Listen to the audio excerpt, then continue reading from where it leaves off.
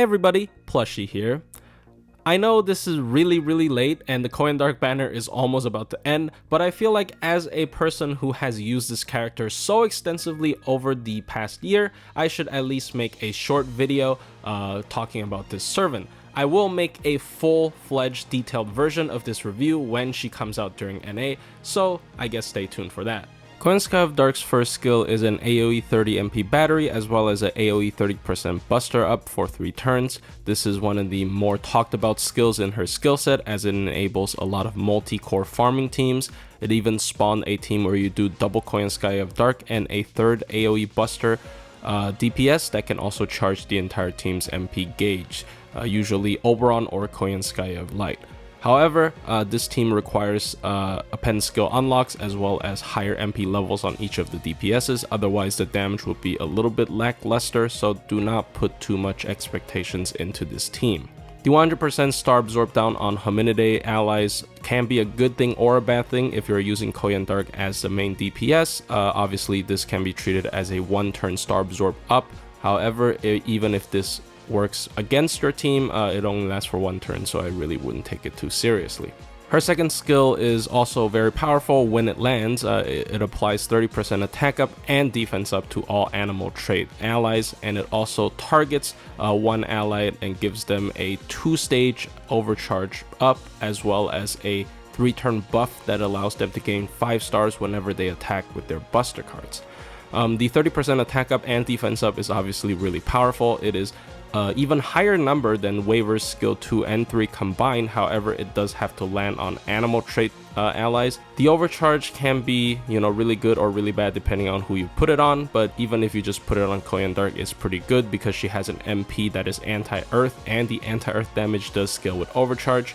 And finally, the star whenever you attack with buster card effect, in my opinion, is the least relevant one from my personal experience because of how accessible stars are these days, and you do actually have to attack with the buster card, so if you're in the team across 3 turns, you're not gaining a lot of stars from this effect. And finally, her third skill, even without all the debuff like burn, curse, poison gimmick, it is still a really powerful offensive skill. It is a 3-turn 50% crit up as well as a 3-turn invul pierce. The 3-turn 50% crit up is still really solid even though it's not 100%, and the 3-turn invul pierce is, in my opinion, the highest form of invul pierce, where it applies to both MP and cards and it lasts for 3 turns, and it can really easily bypass a lot of gimmicks that are thrown into mid bosses or challenge quests. The burn, curse, and poison gimmick is a little bit awkward. Obviously, it straight up gives a 3-turn amplification on all of these damages by 100% off the bat, which is already really powerful. It also gives Koyanskaya of Dark a 3-turn buff effect where it allows her to apply 500 burn, curse, and poison damage when she attacks with her face cards. This kind of goes against the traditional way a dot team works, because usually you focus on one type of debuff and you also focus on using MPs to amplify those debuff damages such as Dolman, Salome, and Bavanshi. So it's kind of awkward because you have to use Koyanskaya's cards, otherwise this skill doesn't reach its full potential.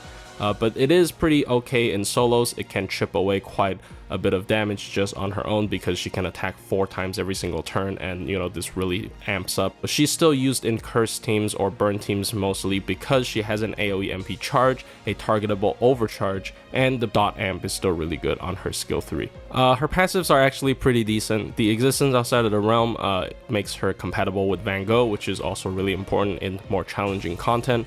The NFF Services EX gives her a 20% anti-Wild Beast damage mod, which is actually quite high, and Wild Beast is a mildly widespread trait, especially amongst lower tier enemies. And finally, she has Nega Self, which allows her to have a 20% chance to apply buff block on Wild Beast whenever she attacks with her face cards, which can be really relevant on certain bosses such as Woodwoes from Lost Belt 6 or Beast of Cherishment from Lost Belt 5, and is really convenient and is a lot better than you might think in certain cases. And finally, her MP is an AoE Buster MP that applies a 20% attack up before the MP hits, so it slightly boosts the chain damage if you're leading with an MP, but it's not really that big a deal. It also removes all offensive buffs on all enemies, which is weaker than removing all defensive buffs in my personal opinion, but is still really strong, especially when it removes a major like effect such as Invul Pierce on the enemy, where you can kind of have a way easier time surviving against them. And it also generally reduces pressure, such as, you know, enemies that like to spam crit ups or attack ups, she can just remove all of it, which is pretty decent. The MP also applies a 3-turn 20% buster down after the MP hits. I guess this is a form of balance, so her damage really isn't that amazing. And finally, the MP is a anti-earth MP that scales with overcharge from 150% all the way up to 200%. On paper, Koyanskaya is a really powerful servant, boasting both good team utility as well as a great DPS potential. However, as someone who has used her extensively for over a year, I have to come out and say unfortunately she is quite mediocre. As a main DPS, she has some clearer edges, such as being both chaotic evil and existence outside of the realm, so she is fully buffable by Dolman and Van Gogh. But if you are someone who doesn't have either of these buffers, this really isn't that much of an edge. She also has a good wide coverage MP, as it has an anti-earth mod that is scalable by overcharge, which synergizes with her second skill. Earth is a really good attribute to have extra damage against, and it is pretty widespread amongst non-servant enemies such as Fae, Undead, and Onis, and it also does technically cover 1/3 of all servants. However, she has a relatively low attack stat among all SSRs, so it really holds her back. Also, her first and second skills damage buffs are not really that amazing considering they are AoE effects, so the damage is really toned down when you only consider herself. Her third skill is definitely one of the highlights in terms of her offensive kit. It is a 3-turn crit up by 50%, which is really high. It also has 3-turn Invul Pierce, making her dismantle certain bosses easier than a lot of other DPSs.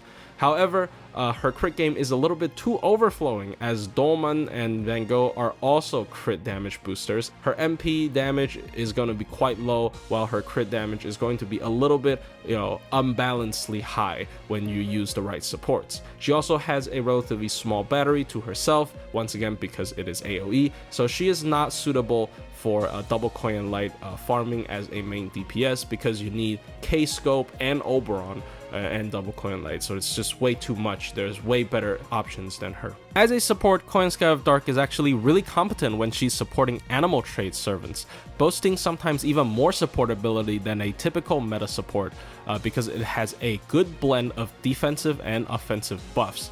However, the pool of which she can take advantage of is a little bit small. It is somewhat salvaged by the fact that it contains a lot of high-profile buster servants such as Tamalancer, Koyan Light, Ibuki Doji, and Melusine.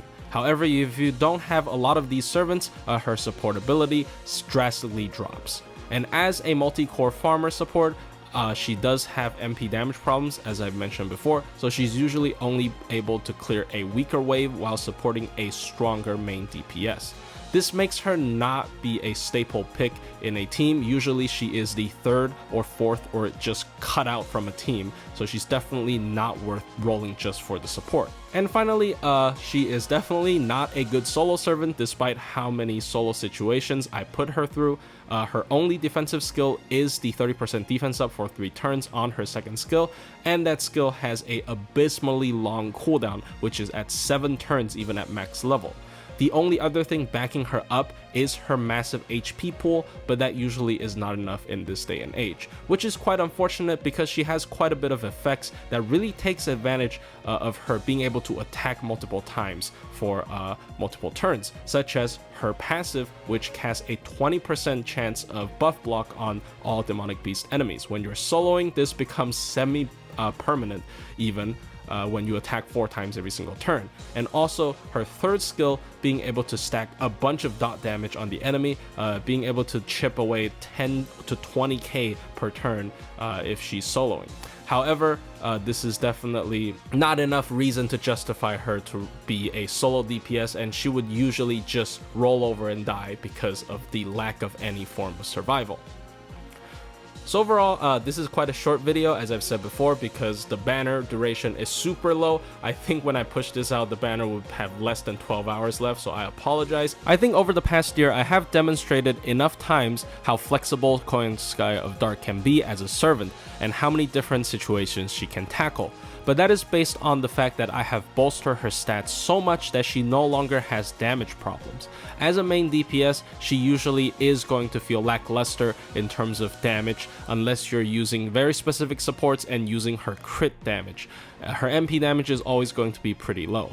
And as a semi-support, her support, despite being sort of a jack of all trades servants, is even conditional. So if you don't have the right teammates for her, she's also not going to be really good. I feel like that is really what makes her feel truly mid. She definitely performs well in certain situations, and you can definitely force her to perform well if you invest stuff into her. However, in most cases, you just end up cutting her or not using her in most of your team comps. That is quite unfortunate, but in this day and age, it's really hard to compete in the servant landscape with so many good servants in the market.